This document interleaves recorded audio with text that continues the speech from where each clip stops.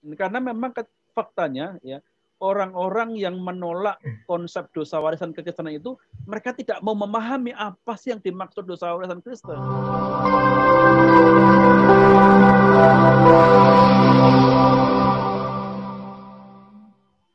Selamat datang di Lentera Injil TV. Kita masih ada di dalam program Anda Bertanya, Teolog Menjawab. Seperti biasa, saya selalu ditemani oleh rekan saya yang setia, Pak Lentera Injil. Shalom, Pak Lentera Injil. Ya, shalom Pak Ferdi. Bagaimana kabarnya? Puji Tuhan, luar biasa, baik. Puji Tuhan. Ya. Kita ini agak lama nggak ini. Ya. Lama kita tidak buat konten ya. Iya, tidak update konten kita ya. Ya. Nggak apa-apa. Hari ini kita bahas tentang apa, Pak Lentera Injil? Ya, saya ingin membahas mengenai dosa warisan. Dosa warisan ya? Ya. Saya pikir ini tentang tema ajaran dosa warisan. Ya, tema yang sangat menarik ya, karena memang ada sebagian orang yang tidak menerima tentang hal ini dengan alasan kan bukan saya yang melakukan, bukan dosa saya, kok saya disalahkan. Ya mungkin salah pemahaman, mungkin mereka menganggap bahwa dosa warisan sama dengan dosa perbuatan. Oleh karena itu saya pikir ini satu topik yang sangat menarik sekali kita bahas dengan harapan supaya para pendengar setia Lentera Injil TV bisa diberkati melalui topik kita malam hari ini. Amin. Ya. Langsung aja Pak Lentera Injil menyampaikan atau pembahasannya malam hari ini. Ya. Ya, salam saudara-saudara pemirsa Lentera Injil TV. Pada hari ini seperti yang sudah disampaikan Bapak Ferdi selaku host Lentera Injil TV kita ini, kita akan membahas tentang apa itu dosa warisan. Nah, pada kenyataannya banyak orang yang menolak konsep dosa warisan atau doktrin dosa warisan ini, walaupun ajaran dosa warisan sudah dinyatakan di dalam Perjanjian Baru. Namun banyak orang yang menolak konsep ini. Ya, tetapi mereka sendiri tidak jujur ya dalam penolakannya ini. Saya rasa mereka tidak jujur, tidak mau memahami apa yang dimaksud dosa warisan, tetapi mereka membangun konsep diri mereka sendiri dan kemudian konsep yang mereka yakini itu mereka pakai untuk menyerang kekristenan. Sama seperti konsep Tritunggal. Ya, banyak orang yang menolak Tritunggal lalu menolak konsep ajaran Tritunggal kekristenan, tetapi mereka tidak pernah mau secara jujur ya mengakui bahwa konsep Tritunggal itu bukan seperti yang mereka pikirkan. Demikian juga dengan konsep dosa warisan ini. Ya. Salah satu contohnya itu Dr. Firanda Adirja. Ya, dia yang menolak konsep dosa warisan dari Paulus. Ya, itu mengatakan sebagai penyesatan dari Rasul Paulus. Tetapi dia mengatakan bahwa menurut Rasul Paulus, setiap bayi yang lahir itu sudah bergelimang dosa. Ya, ini kan konsep yang keliru. Ya, karena bukan seperti itu dosa warisan. Seperti yang Pak Ferdi tadi sudah katakan bahwa dosa warisan itu berbeda dengan dosa perbuatan. Yang dimaksud dosa warisan itu bukan dosa perbuatan sehari-hari yang kita lakukan, yang seperti yang dikatakan Dr. Firanda Adirja yang mengatakan bahwa semua bayi yang lain itu gelimang dosa. Bukan itu. Nah, sebenarnya apa sih konsep dosa warisan itu? Ya, saya akan bacakan dulu dari Roma pasal 5 ayat yang ke-18.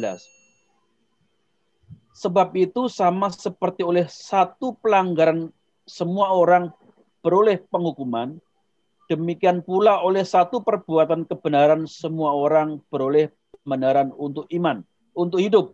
Ya, maaf ya. Saya ulangi. Sebab itu sama seperti oleh satu pelanggaran semua orang beroleh penghukuman, demikian pula oleh satu perbuatan kebenaran semua orang beroleh pembenaran untuk hidup. Nah, ini dalam konteks yang disampaikan Paulus inilah dalam konteks adalah Adam. Ya, ketika Adam berdosa, dia memberikan dosa warisan. Nah, dosa warisan ini bukanlah pelanggaran Adam yang diperbuat Adam. Ya. Adam yang berbuat dosa, lalu keturunan-keturunannya harus memikul dosanya Adam dalam pengertian perbuatan Adam itu, ya, manusia ini dihukum karena Adam yang berdosa atau nenek moyang berdosa, lalu keturunan-keturunannya itu mewarisi dosa perbuatan Adam. Bukan itu maksudnya. Yang dimaksud dosa warisan di sini adalah yang pertama adalah dosa. Yang pertama adalah dampak dari dosa itu yang diwariskan. Ya, dampak dari dosa itu yang diwariskan. Dan kedua adalah natur dosa atau tabiat dosa yang diwariskan. Dan saya akan membahas lebih dahulu tentang natur dosa atau tabiat dosa itu yang diwariskan. Ya, seperti seseorang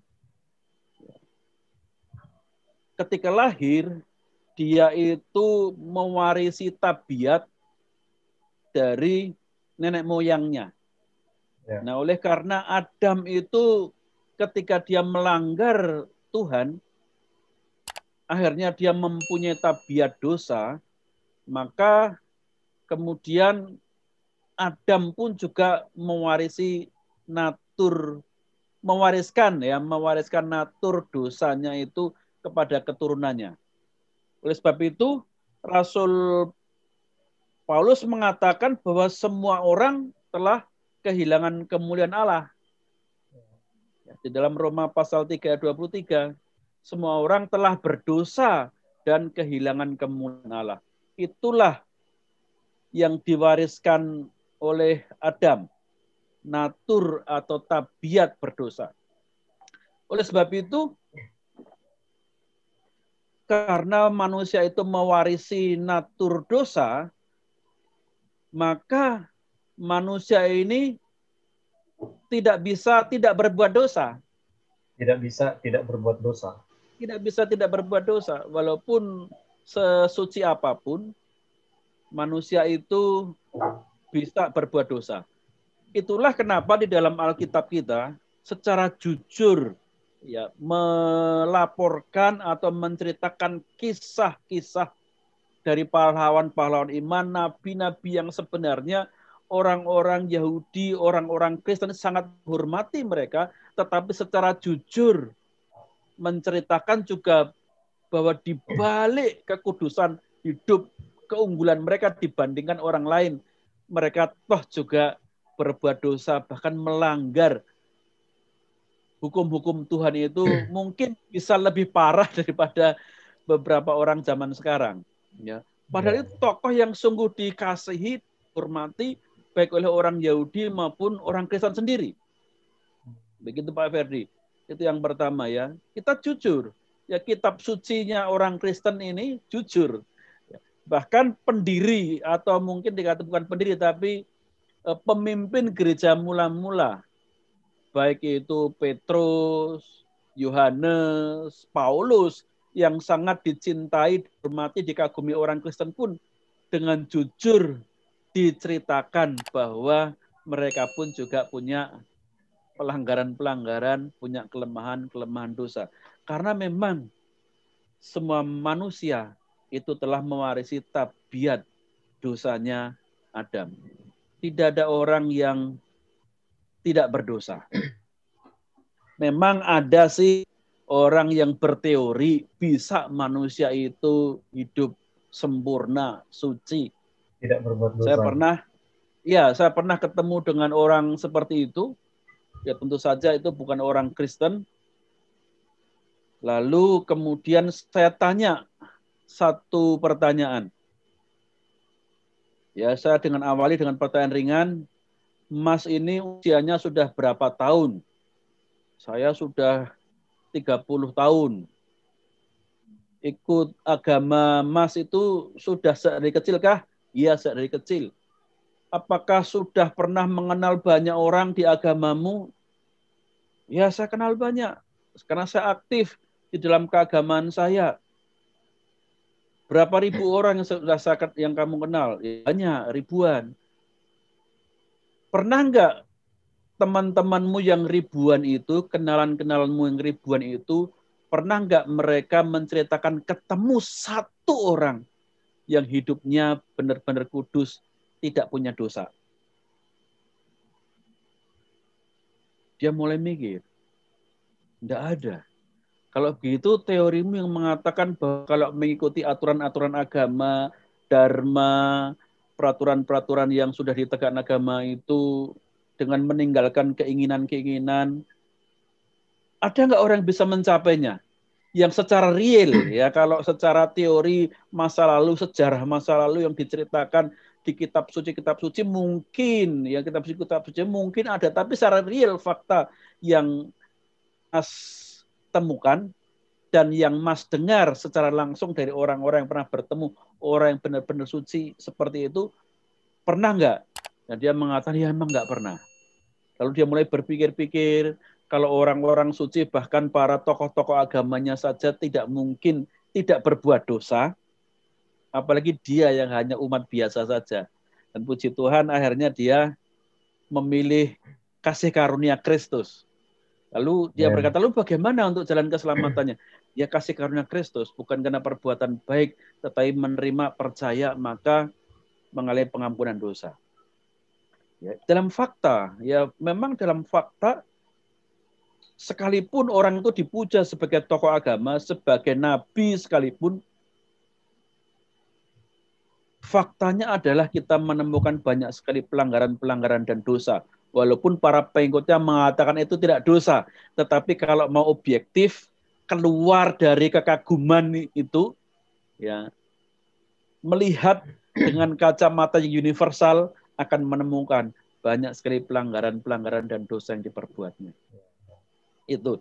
Ya, jadi yang dimulai dosa warisan sebenarnya adalah Adam mewariskan tabiat dosa.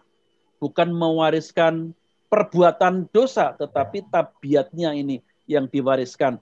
Seperti seorang orang tua akan mewariskan tabiatnya kepada anak-anaknya. Lalu yang kedua yang diwariskan adalah dampak dari dosa. Ada yang menolak, masa dampak dosa diwariskan? Ya. Pertama, dampak dosa yang diwariskan adalah mati. Manusia bisa mati. Padahal ketika di Taman Eden itu, manusia dirancang untuk hidup selama-lamanya. Maka diberi nesyama atau nafas hidup Allah, ya, yang bisa menopang manusia untuk hidup selamanya. Tetapi begitu manusia berdosa, maka relasinya dengan Tuhan itu terputus. Maka manusia menjadi mati. Itu yang pertama, dampak dari dosa yang diwariskan. Yang kedua adalah terpisah dari Allah. Yang dibuktikan dengan mati tadi, manusia terpisah dari Allah. Kalau hubungan ketika Adam dan Hawa di Taman Eden itu begitu intim dengan Tuhan, bisa berbicara langsung dengan Tuhan. Selanjutnya manusia tidak lagi bisa intim dengan Tuhan. Ya, semakin sulit untuk bisa berjumpa, bahkan Adam dikatakan bisa mendengar langkah-langkah kaki Tuhan ketika di Taman Eden itu. Lambat laun orang malah untuk berbicara dengan Tuhan itu perlu perantara. Bahkan ada tokoh agama yang mendirikan agama pun, saya nggak perlu sebutkan di sini agamanya apa. Dia tidak berbicara langsung dengan Tuhan yang mewahyukan firman, tetapi dengan perantara malaikat. Ya tidak langsung Tuhan, ya Allah yang berbicara dengan dia, tetapi dengan perantaraan malaikat. Itu menunjukkan bahwa memang sebenarnya manusia terpisah dengan Tuhan, sehingga tidak lagi bisa berbicara langsung dengan Allah. Padahal Adam dan Hawa itu berbicara langsung dengan Allah. baik di agama Kristen maupun di agama lain, itu mengakui bahwa Adam dan Hawa itu berbicara langsung dengan Allah tanpa perantara. Nah, ini dampak dosa yang kedua. Dan dampak dosa yang ketiga adalah manusia tidak lagi boleh menempati Taman Eden, diusir. Ya, diusir dari Taman Eden itu. Akhirnya karena pelanggarannya itu manusia diusir dari Taman Eden dan tidak boleh lagi masuk ke sana. Itu fakta walaupun saudara-saudara yang Muslim tidak mengakui dosa warisan, tetapi mereka mengakui bahwa memang manusia mati. Manusia keluar dari Taman Eden. Dan manusia untuk ketemu dengan Tuhan, bahkan sekelas nabi-nabi pun selalu dengan perantara malaikat. Artinya sudah tidak lagi bisa seperti Adam dan Hawa. Begitu Pak Ferdi ya. Jadi ada dua hal yang mau saya sampaikan. Pengertian dosa warisan ini bukanlah dosa perbuatan yang diwariskan, tetapi tabiat atau natur dosa itu yang diwariskan. Dan kedua adalah dampak dosa itu yang diwariskan Adam kepada keturunannya, yaitu umat manusia itu. Begitu Pak Ferdi. Iya, iya.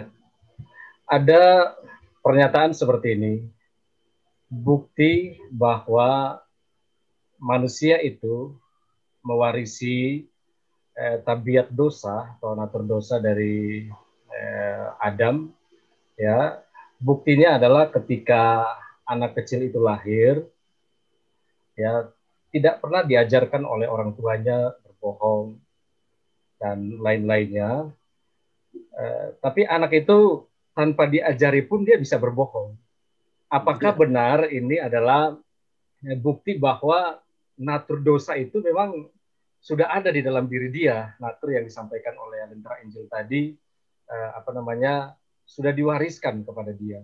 Itu yang satu. Dan yang kedua mungkin korelasinya dengan keselamatan dari orang tersebut, sehingga ada orang berkata, kok bukan saya yang berbuat, kan itu nenek moyang saya, perbuatan nenek moyang saya, kok akhirnya saya dihukum gitu, tanda kutip tidak masuk surga gitu, padahal saya tidak berbuat.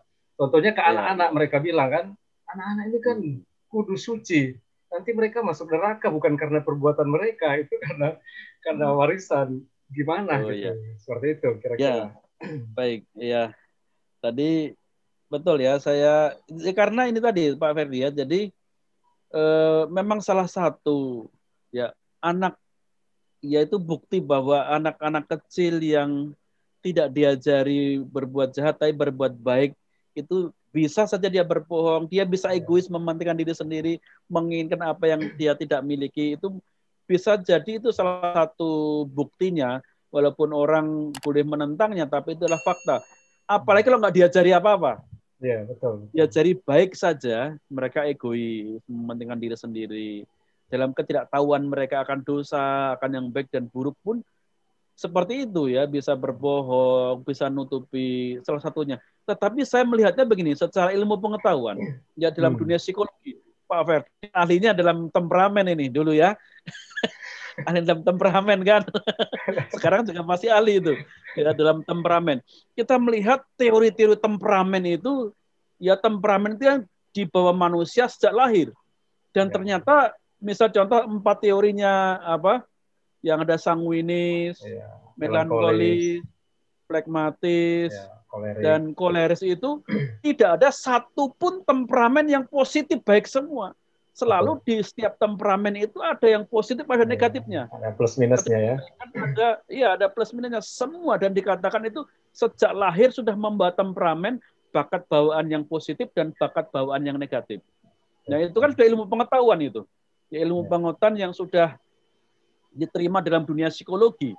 Ya, artinya dunia psikologi membuktikan bahwa manusia telah kehilangan kemuliaan Allah dan telah berdosa itu terbukti, walaupun dosa belum dilakukan, tetapi dia sudah membawa bakat negatif dari temperamennya itu sejak dalam kandungan.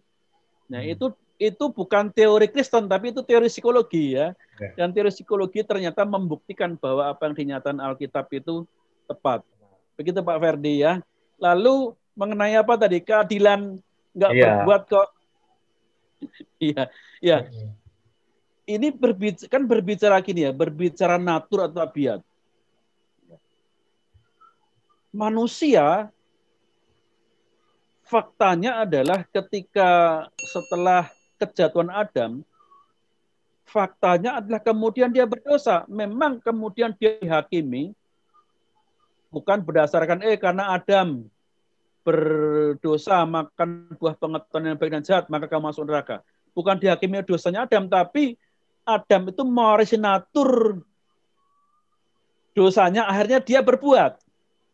Ya, ya manusia itu yang akhirnya dia berbuat. Maka dikatakan firman Tuhan mengatakan bahwa semua orang itu dihakimi menurut perbuatannya sendiri, bukan perbuatan nenek moyangnya. Tetapi perbuatan nenek moyangnya yaitu Adam itu membuat kita itu punya tabiat dosa itu. Ya, membuat tabiatnya itu akhirnya kita nggak berdosa, selalu kalah dengan kuasa dosa itu. Tapi tabiat dosa itu yang seperti saya bilang tadi, hanya karena tabiat dosa itu yang diwariskan kok saya dihukum. Kalau hanya tabiatnya itu selama belum dilakukan ya nggak dihukum, tapi kemudian karena dia melakukannya, ya, tabiat itu kan seperti gini, orang itu punya tabiat pemarah. Selama dia tidak marah, ya kan, nggak akan menimbulkan kebencian, nah, kan gitu. Tapi dia punya potensi itu. Nah, maka itu agama itu kan berusaha mereduksi atau mengurangi tabiat-tabiat negatif itu. Tetapi begini, seperti aliran air, ya tabiat itu dibendung dengan agama, tapi ketika jebol bendungannya itu terjadi banjir yang luar biasa malahan, ya. Dan bisa saja tidak jebol bendungannya itu, tetapi sebenarnya dia menyimpan kemunafikan di dalam dirinya. Ya, sama saja yang nggak jebol, tapi kemunafikan itu ada dalam dirinya. Bahkan ketika kita mengatakan seperti apa yang dikatakan Rasul Yohanes, barang siapa mengatakan tidak berdosa, itu sudah berdosa. Ya kan, sudah nambah dosanya itu. Yang mengatakan, oh saya hidup saya kudus, saya tidak punya dosa, udah nambah satu dosanya. Betul kan? Nah, iya, begitu. Ya kalau apa ya, kita tahu bahwa salah satu karya Kristus itu adalah penebusan. Betul. Ya, dosa manusia itu ditebus oleh Tuhan Yesus Kristus di kayu salib. Apakah itu termasuk dosa warisan? Ya, tentu saja dosa warisan ini, maaf ya, ya tentu saja justru yang pertama kali ditebus adalah dosa warisan ini. Ya, dosa warisan ini justru yang pertama kali ditebus, di samping juga dengan dosa-dosa yang kita perbuat. Ya, dosa masa lalu, masa kini maupun masa yang akan datang. Ya, Tuhan Yesus sudah memberikan nyawanya untuk penebusan dosa kita, sehingga kita selama masih punya iman di dalam Yesus Kristus, kita bisa yakin percaya bahwa kalau dipanggil Tuhan hari ini masuk surga. Amin. Karena iman kepada Yesus, bukan karena perbuatan, tetapi perbuatan Kristus yang menebus dosa kita itulah yang diperhitungkan Tuhan ketika kita menjadi percaya dan beriman kepadanya. Ya.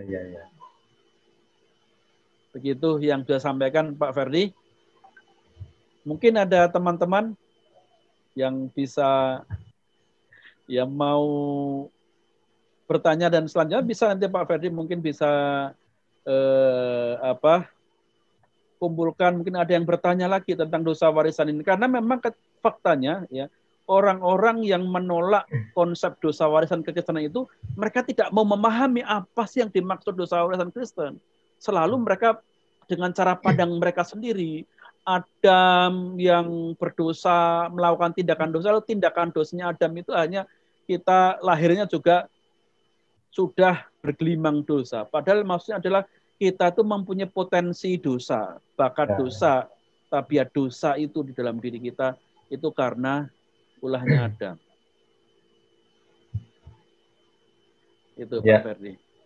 Kita sudah mendengarkan apa yang disampaikan oleh Lentera Injil, dan saya percaya kita semua diberkati oleh Tuhan. Dan bagi Bapak, Ibu, Saudara, para pendengar setia Lentera Injil TV yang memiliki pertanyaan berkaitan dengan topik kita malam hari ini, silakan menuliskannya di dalam kolom komentar. Maka dengan senang hati kami akan menjawab setiap pertanyaan dari sahabat-sahabat Lentera Injil TV. Sampai kita berjumpa lagi di waktu yang akan datang dalam topik yang berbeda, dalam program yang sama. Tuhan Yesus memberkati kita semua. Shalom.